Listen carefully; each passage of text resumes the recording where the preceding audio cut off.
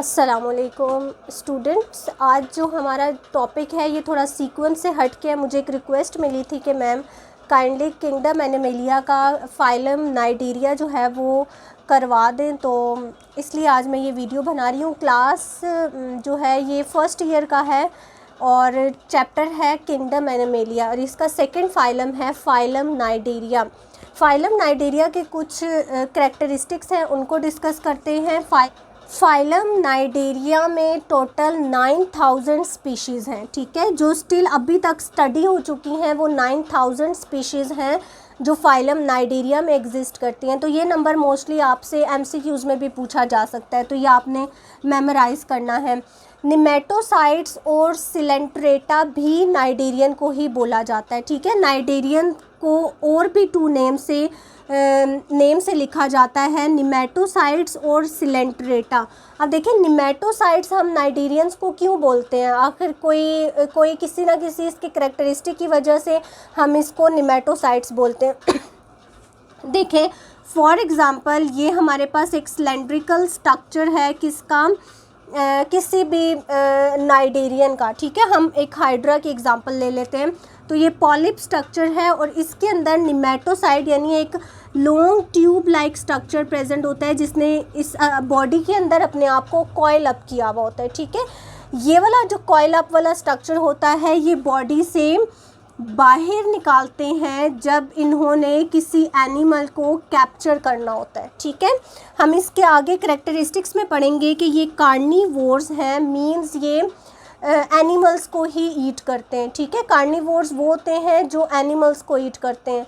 तो यहाँ पर भी निमेटोसाइड इनके अंदर एक लॉन्ग साल सा प्रेजेंट होता है, ट्यूब लाइक स्ट्रक्चर्स, जो कि ये अपनी बॉडी के अंदर इन्होंने कॉइल अप किया हुआ होता है और जब ये बॉडी से बाहर निकालते हैं, कब निकालते हैं, जब इन्होंने अपने आप को डिफेंड करना होता है, ठीक है, किसी प्रे को कैप्चर करना होता है, तब ये बॉडी से बाहर निकालते हैं। तो इस स्ट्रक्चर को हम कहते हैं निमेटोसिस्ट, ठीक है। तो इसकी वजह से हम नाइजीरियंस को निमेटोसाइट्स भी बोलते हैं। सिलेंट्रेटा भी हम नाइजीरियंस को बोलते हैं। नाइजीरियंस को सिलेंट्रेटा इसलिए बोला जाता है कि नाइजीरियंस के अंदर इस तरह की होल कैविटी प्रेजेंट होती है, ठीक है। होलो कैविटी प्रेजेंट है जिसको हम सिलेंट्रॉन कहते हैं, ठीक है। उस सिलेंट्रॉन से वर्ड निकला हुआ है सिलेंट्रेटा। तो नाइजीरियन के अंदर होलो कैविटी होने की वजह से हम इस फाइलम को सिलेंट्रेटा भी बोलते हैं। नेक्स्ट करैक्टर क्या है कि ये लीस्ट कॉम्प्लेक्स मेटाजोआ है, ठीक है। अगर आप ने पिछला फाइलम पढ़ा हुआ है तो आपको याद होगा कि जो फर्स्ट एनिमल किंगडम का फाइलम था वो प्रोटोजोआ था, ठीक है, और ये मेटाजोआ है। प्रोटोजोआ हम उनको कहते हैं जो यूनिसेलुलर्स होते हैं। तो जो फाइलम नाइजीरियंस हैं ये लीस्ट कॉम्प्लेक्स है, यानी सबसे जो लीस्ट पे कॉम्प्लेक्स आते हैं, means Metazoa means multi cellular. तो लीस्ट मल्टी सेलुलर जो ऑर्गेनिजम्स हैं वो नाइजीरियंस कहलाते हैं। तो ये नाइजीरियंस का करैक्टर है। ऑल आर इक्वेटिक, ये जितने भी नाइजीरियंस हैं ये इक्वेटिक यानी पानी के अंदर ही होते हैं। सम ज़्यादा मेराइन में होते हैं, ठीक है, मेराइन वाटर में, और सम इन फ्रेश वाटर, ठीक है। रेडियली सिमेट्रिकल यानी इन एनिमल्स को आप रेडियली कट करेंगे ना तो आप इनके जो बॉडी पार्ट्स हैं वो इक्वली डिवाइड होंगे। जैसे कि वाटरमेलन की आपके पास एग्जांपल है। वाटरमेलन को आप अगर किसी भी एंगल से 2 इक्वल हाफ्स में डिवाइड करेंगे तो उसके जो दोनों पार्ट्स हैं वो बिल्कुल सिमेट्रिकल होंगे। तो ये रेडियली सिमेट्रिकल है। आप पिक्चर में देखें, पिक्चर में एक हाइड्रा को सिमेट्रिकली कट करके दिखाया हुआ है, रेडियली सिमेट्रिकल, ठीक है। हमने उसको रेडियली कट किया हुआ है तो हमारे पास उसकी जो बॉडी है वो इक्वली डिवाइड हुई है, ठीक है। किसी भी पार्ट के पास कोई ज़्यादा पोर्शन नहीं गया हुआ। नेक्स्ट हमारे पास इसका करैक्टर है डिप्लोब्लास्टिक, ठीक है। ये वो वाहिद नाइजीरियन का करैक्टर है, ये डिप्लोब्लास्टिक है, ठीक है। पूरे एनिमल किंगडम में हमारे पास जितने भी एनिमल्स आते हैं वो ट्रिप्लोब्लास्ट में आते हैं। ये डिप्लोब्लास्ट हैं, इनके पास 2 लेयर्स प्रेजेंट होती हैं, ठीक है। कि इनकी बॉडी जो है वो डिप्लोमीन डायमीन 2, तो इसकी जो बॉडी है इसके पास 2 लेयर्स होती हैं, ठीक है। तो फॉर एग्ज़ाम्पल ये इनकी बॉडी है तो ये 2 लेयर्स इनके पास होंगी, ठीक है। आउटर एंडोडर्म, ठीक है, और इनर एंडोडर्म। अब देखिए डिप्लोब्लास्टिक में 2 लेयर्स हैं और 2 लेयर्स के दरमियान में, इन दोनों लेयर्स के मिड में हमारे पास जेली लाइक मटेरियल प्रेजेंट होता है जिसको हम कहते हैं मेसोग्लिया, ठीक है। ओनली वन ओपनिंग, इन एनिमल्स के पास ना माउथ और एनस अलग अलग नहीं है, ठीक है। एक ही ओपनिंग है और वो ही माउथ और एनस दोनों के तौर पे काम करती है, ठीक है। वहीं से वो इनटेक करते हैं, वहीं से वो एक्सक्रीट आउट कर देते हैं। तो ओनली वन ओपनिंग, नाइडेरियंस में एक ही ओपनिंग होती है। नो रेस्पिरेटरी सिस्टम, इनके पास कोई रेस्पिरेशन के लिए कोई स्पेसिफिक इनके पास सिस्टम नहीं है। एक्सक्रीटरी सिस्टम भी इनके पास कोई स्पेशलाइज्ड एक्सक्रीटरी सिस्टम नहीं है। इसी तरह कोई सर्कुलेटरी सिस्टम भी इनमें प्रेजेंट नहीं है। ये डिफ्यूजन के थ्रू अपने जो फंक्शंस हैं वो परफॉर्म करते हैं। ये कार्निवोर्स हैं। मैंने आगे जब हम नेमेटोसाइट को मैंने एक्सप्लेन किया तो उसमें मैं बता रही थी आपको कि ये कार्निवोर्स हैं। ये जो मेराइन में या वाटर में जहाँ पर भी एग्जिस्ट करते हैं तो उसके आसपास जो भी इनको स्मॉल एनिमल्स मिलते हैं उनको ये कैप्चर करके खाते हैं, ठीक है। ये प्लांट्स को ईट नहीं करते, ये कार्निवोर्स हैं, ये दूसरे ही एनिमल्स को खाते हैं। 2 डिस्टिंक्ट बॉडी फॉर्म्स हैं, पॉलिप्स एंड मेड्यूसा, ठीक है। ये जो नाइडेरियंस हैं आपको 2 बॉडी फॉर्म्स इनकी आपको मिलेंगी, एक है पॉलिप्स और एक है मेड्यूसा। पॉलिप्स एंड मेड्यूसा को डिटेल में डिस्कस कर लेते हैं। अगर आप पिक्चर में देखें तो 2 डिस्टिंक्ट फॉर्म को मैंने शो किया हुआ है। पॉलिप्स में आता है हमारे पास हाइड्रा की एग्जांपल और ये सिलेंड्रिकल शेप होती है, ठीक है। ये हमारे पास फॉर एग्ज़ाम्पल ये जो है ये एक सिलेंड्रिकल शेप है और इसके ऊपर यहाँ पर टेंटिकल्स प्रेजेंट होंगे। ये इसकी कौन सी फॉर्म है? पॉलिप्स फॉर्म है, ठीक है। मेड्यूसा जिसकी शेप अम्ब्रेला शेप में यहाँ पर इसकी एक ड्रॉ करती हूँ, ठीक है। इस तरह से जो शेप है इसकी मेड्यूसा की है वो ये है और इसके टेंटिकल्स यहाँ पर प्रेजेंट होते हैं। देखिए हाइड्रा हमारे पास सिलेंड्रिकल फॉर्म में है, ठीक है। अगर हाइड्रा को ही आप उल्टा कर दें तो उसकी उल्ट फॉर्म क्या कहलाएगी? मेड्यूसा, ठीक है। इन दोनों के पास एक ही ओपनिंग्स होती हैं। यहाँ पर इसकी ओपनिंग होगी, ठीक है। हमने पढ़ा कि नाइडेरियंस के पास एक ही ओपनिंग है, ठीक है। इसी ओपनिंग के थ्रू वो फूड को इंटेक भी करते हैं और इसी के थ्रू बॉडी का जो एक्स्ट्रा मटेरियल है वो एक्सक्रीट आउट भी करते हैं। इसी तरह जो मेड्यूसा फॉर्म है उसके पास भी यहाँ पर एक ही ओपनिंग है, ठीक है। इसी एक ओपनिंग के थ्रू वो इंटेक भी करेंगे और ये उनकी बॉडी फॉर्म है। और पॉलिप्स में हमारे पास एग्जांपल आती है हाइड्रा की और मेड्यूसा में हमारे पास एग्जांपल आती है जेली फिशेस की। तो ये टेंटिकल्स अगर हम इसके स्ट्रक्चर को थोड़ा सा एलैबोरेट करें, वैसे मैंने पिक्चर्स में आपको साथ में शो किया है कि इसकी बॉडी कैसी है क्लियर, मैंने तो एक रफ सी डायग्राम आपको बना के दिखाई है। तो ये टेंटिकल्स हैं जिसके ऊपर स्टिंग से प्रेजेंट होते हैं। जब भी इन्होंने किसी एनिमल को कैप्चर करना होता है तो ये टेंटिकल्स इनको बहुत ज़्यादा हेल्प करते हैं। एक इनके पास टेंटिकल का स्ट्रक्चर है, दूसरा मैंने आपको निमेटोसाइट्स बताया जो कि इनकी बॉडी में अंदर की तरफ भी कॉइल अप हुआ होता है। जब इन्होंने किसी एनिमल को कैप्चर करना होता है या अपने आप को डिफेंड करना होता है तो ये बॉडी से बाहर निकाल कर उस एनिमल को कैप्चर कर लेते हैं और फिर बॉडी के अंदर उसको ले जाते हैं, ठीक है। तो ये होप्स स्टूडेंट आपको पॉलिप और मेड्यूसा में जो फ़र्क था वो आपको दोनों बॉडी फॉर्म्स में समझ आ गया होगा। तो ये हमारे पास करैक्टरिस्टिक्स हैं फाइलम नाइडेरिया के, ठीक है।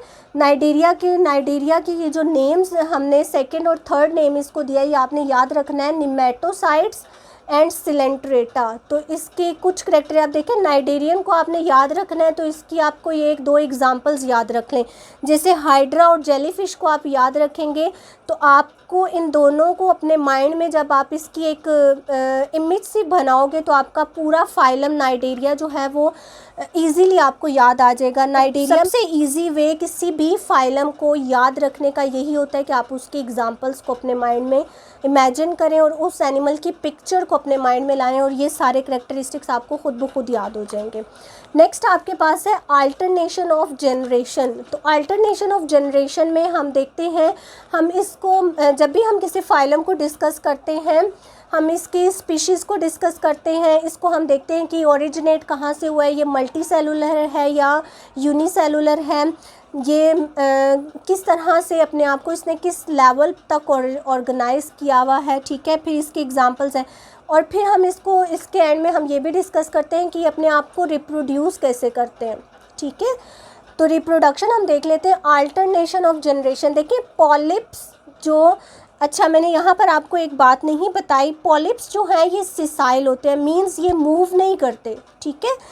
ये अपनी जगह पर ही, एक ही जगह पर अटैच्ड रहते हैं, ठीक है। जैसे कि मेराइन में अगर आप पिक्चर पे देखें तो पॉलिप्स जो हैं ये सिलेंड्रिकल फॉर्म इनकी होती है और ये चट्टान के ऊपर या सी के जो नीचे उसका फ्लोर होता है उसके ऊपर अटैच्ड होते हैं, ठीक है। ये इधर उधर मूव नहीं कर सकते, ये फ्रीली मूव नहीं कर सकते, ये इसका स्ट्रक्चर है, ये नीचे यहाँ पर अटैच्ड होगा, ठीक है। और ये एक ही जगह पर रहकर फूड इनटेक भी करेंगे, ठीक है, प्रे को भी कैप्चर करेंगे और जितने भी इनके फंक्शंस हैं ये यहीं पर परफॉर्म करेंगे। मेड्यूसा जो नाइडेरियंस हैं ये फ्रीली मूवेबल है, ठीक है, ये एक जगह से दूसरी जगह मूव कर सकते हैं। तो यहाँ पर अगर हम अल्टरनेशन ऑफ जनरेशन की बात करें तो पॉलिप्स जो हैं वो एसेक्सुअली प्रोड्यूस करेंगे मेल एंड फीमेल मेड्यूसा को, ठीक है। पॉलिप्स जो हैं, पॉलिप्स एसेक्सुअली ही प्रोड्यूस करेंगे बाय बडिंग और बाय, अब देखिए यहाँ पर एक छोटा सा बर्ड प्रोड्यूस हुआ, ठीक है, इससे एक नाइडेरियन जो है वो पूरा एक नाइडेरियन ओरिजिनेट होगा या एक पूरे नाइडेरियन की डेवलपमेंट इस बर्ड से हो जाएगी। तो एसेक्सुअल रिप्रोडक्शन में बडिंग भी आ जाती है और फ्रेगमेंटेशन भी आ जाती है। फॉर एग्जांपल यहाँ से इसका इतना पार्ट कट हुआ, ठीक है, इतना पार्ट कट होने से इस पार्ट ने क्या कर लिया, पूरा एक नाइडेरिया जो है इसी एक पार्ट से ओरिजिनेट हो गया। तो बडिंग और जो फ्रेगमेंटेशन है ये एसेक्सुअल प्रोसेस है, ठीक है। एसेक्सुअली जो पॉलिप्स हैं ये प्रोड्यूस करेंगे मेल एंड फीमेल मेड्यूसा को, ठीक है। पिक्चर में आप देखें कि मेल और फीमेल मेड्यूसा कैसे प्रोड्यूस हुए हैं, पॉलिप्स के एसेक्सुअल प्रोसेस से, ठीक है। एसेक्सुअली ये प्रोड्यूस करेंगे बाय बडिंग और बाय फ्रेगमेंटेशन, ठीक है। इन्होंने क्या प्रोड्यूस किया, मेल एंड फीमेल मेड्यूसा। जब male and female medusa produce होंगे तो मेड्यूसा तो मूवेबल है, ठीक है, ये फ्रीली मूवेबल है और ये इन्हीं से ही डेवलप हुआ है, ठीक है। अंडरस्टैंड स्टूडेंट्स, ये जो पॉलिप्स फॉर्म है इसी ने ही मेड्यूसा को डेवलप किया है। तो मेड्यूसा कौन कौन से male and female medusa develop होंगे, मेल और फीमेल मेड्यूसा स्पर्म्स और एग आउटसाइड इन्वायरमेंट में ही रिलीज़ करेंगे और क्या बना देंगे, जाइगोट, ठीक है। मेल और फीमेल गैमेट्स स्पर्म्स और एग को रिलीज़ करेंगे और क्या बना देंगे, जाइगोट। जाइगोट के नेक्स्ट स्टेप में क्या होगा, प्लान्यूला लार्वा जो है वो इनसे, इस जाइगोट के फॉर्मेशन के बाद क्या होगी, लार्वा की प्रोडक्शन होगी और लार्वा के अंदर मूव करने की भी एबिलिटी होती है।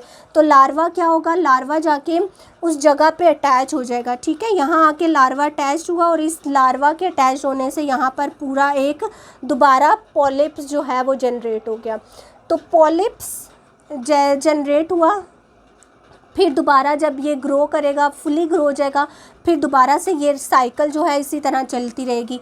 पॉलिप से मेड्यूसा बने, ठीक है, male and female medusa produce हुए, इन्होंने एग और स्पर्म्स को रिलीज़ किया, जाइगोट बना, फिर जाइगोट से लार्वा की फॉर्मेशन हुई, लार्वा आके दोबारा उस जगह पे अटैच्ड हो गया, ठीक है, जो न्यू लार्वा हमारे पास बना है। अब ये लार्वास जो हैं यहाँ आके अटैच्ड होते रहेंगे, जो भी मेराइन की हमारे नीचे वो फ्लोर है ना उसका, मेराइन का, या जहाँ जिस भी पानी में ये एग्जिस्ट करते हैं, जहाँ पर भी इनको जगह मिलती है ये अटैच्ड हो जाते हैं और वहीं पर अटैच्ड होकर ये ग्रो करना शुरू कर देते हैं और ये क्या बना देते हैं, दोबारा से एक पॉलिप बना देते हैं। तो ये अल्टरनेशन ऑफ जनरेशन है, यानी एक फॉर्म से दूसरी फॉर्म और दूसरी फॉर्म से फिर पॉलिप्स फॉर्म, यानी पॉलिप से मेड्यूसा बना, मेड्यूसा से दोबारा पॉलिप्स बन गया। तो ये इसलिए हमने इसको अल्टरनेशन ऑफ जनरेशन कहा, यानी या अल्टरनेट होता है एक फॉर्म से दूसरी फॉर्म में और फिर दूसरी फॉर्म से फिर फर्स्ट पॉलिप्स फॉर्म में। तो ये हमारे पास अल्टरनेशन ऑफ जनरेशन है। कोरल्स एंड कोरल रीफ्स, ये क्या है? अब देखें, ये जो हमने हाइड्रा की एग्जांपल पढ़ी, या ये जो इस तरह की पॉलिप्स फॉर्म्स है, ये जिस जगह पे अटैच्ड होते हैं वहीं पर ये सिक्रीट करते हैं डिफरेंट केमिकल्स, जैसे कि कैल्शियम कार्बोनेट्स हैं। इस तरह के केमिकल्स को ये यहाँ नीचे डेड मटेरियल के तौर पे रिलीज़ करते रहते हैं, या फिर अपनी बॉडी के इर्द गिर्द, ठीक है, एक प्रोटेक्टिव लेयर के तौर पे अपनी पूरी बॉडी के इर्द गिर्द, या जो इनकी बॉडी का नीचे वाला पार्ट अटैच्ड है, ये नीचे की तरफ ये सिक्रीट करते रहते हैं, और हार्डली उस सिक्रीशंस के अंदर इन्होंने खुद को नीचे अटैच किया हुआ होता है, ठीक है। इसीलिए समुंदर के अंदर जितना भी पानी मूव कर रहा होता है ये अपनी जगह पर चिपके रहते हैं, ठीक है। ये जो इन्होंने नीचे सिक्रीशंस की हुई होती हैं ये कैल्शियम कार्बोनेट की फॉर्म में होती हैं, और ये डिफरेंट कलर्स में भी होती हैं, ठीक है। जैसे कि अगर आप पिक्चर में देखें तो ये कोरल एंड कोरल रीफ्स जो हैं ये मेराइन में बहुत ज़्यादा प्रेजेंट होते हैं, और ये इतने प्यारे लग रहे होते हैं। अब इनको बहुत सारी डिफरेंट जगहों पे हम इनको यूज़ करते हैं, ठीक है। इनसे ज्वेलरी बनाई जाती है, ठीक है। एक रेड कलर का कोरल है जो मरजान कहलाता है, ठीक है, उससे उनको हकीम्स यूज़ करते हैं मेडिसिन्स बनाने के लिए।